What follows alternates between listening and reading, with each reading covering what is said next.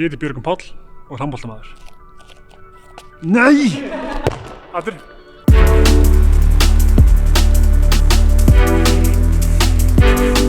Við erum greindu með athyglisbrest og ofvirkni. Virðist hafa unnið úr athyglisbrestinum með mínum skipulagsgeðviki og fleira hérna gegnum tíðina. Ég greinist fyrir, 1,5 ári síðan fyrst. Ég var á barna- og unglingadeild 8 ára og hélt á alltaf ég fengi greiningu og fekk svo að skoða skjöl, barnaverndarskjöl og áttum að því að ég fekk aldrei hérna greiningu. Þannig ég held að margar birtingarmyndir af ADHD-unum mínu sem er komið seinni tíð hefði ég vel fá fyrir. Þessi tengt kvíðanum mínum sem er ákveðin auka afurð af ADHD-unum mínu. Ef ég hefði vitað það að þetta væri mjög stór hluti kvíði sem að gera það verkum að ég hegða mér svona krakki eða umhverfið hefði vitað það að þá kannski hefði verið annar bara teiningnum og hefði kannski ekki þurft handboltan til þess að bjarga mér. Fyrir mörgum er það rosalega hollt að fá að skilja sjálfan sig betur og hvað er á bak við þess að hvort sem er hegðun örðuleikar eða skortur einbeitingu hvað sem það er. Einmitt.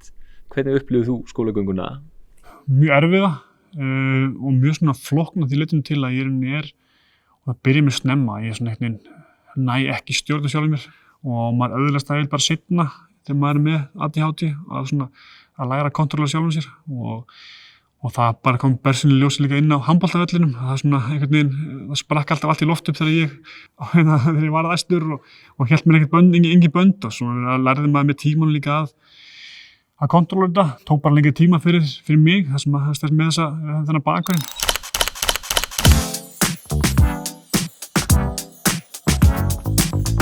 Hvað finnst þið vera algengasti misskilningurinn ADHD? Það er þessi athyglisbrestur finnst mér, því að mér finnst það lélegt orð og mér finnst það ekki vera brestur því að það sem ég áttum á síðustu misseri þetta er eitthvað svona fjöl athygli, vil ég meina. Og það er sem ég finnst eiginlega skemmtilegast áttum á varðandi ADHD mitt, það er alltaf að borða úti með strákunum og það eru allir að tala saman, er einhvern veginn að þú getur verið inn í öllum samtölunum. Þú getur einhvern veginn hlustað á alla og verið aðeins inn í öllum samtölunum meðan spjalla veit, en ef það út með eitthvað sem er ekki með ADHD þá getur hann bara talað þig og hann ekkert hinn að gera.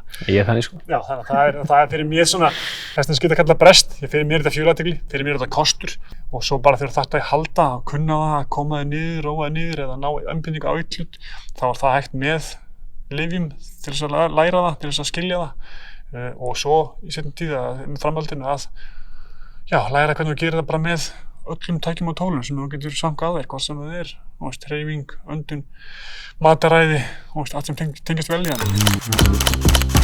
Þú tekur ADHD-lyf, er það ekki?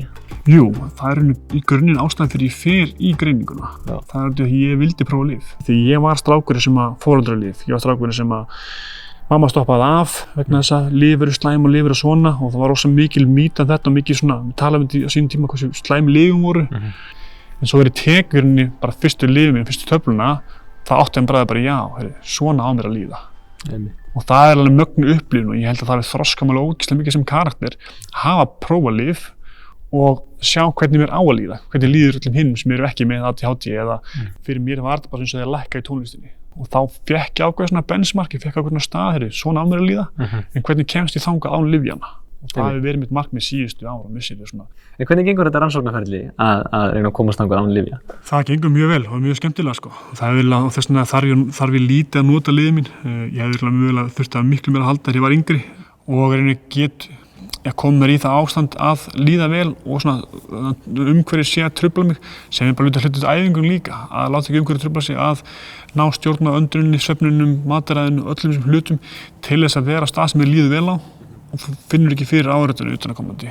Það getur verið í einn heimi en samt einhvern veginn með þetta ekki því að þú vilt heldur ekki drepa þessa eiginleika. Þetta eru mikilvæg skemmtilega eiginleika sem eru margir kostir í og ég held að ég aldrei ná svona langt sem ég hef gert ef ég hefði ekki haft ADHD til þess að hjálpa mér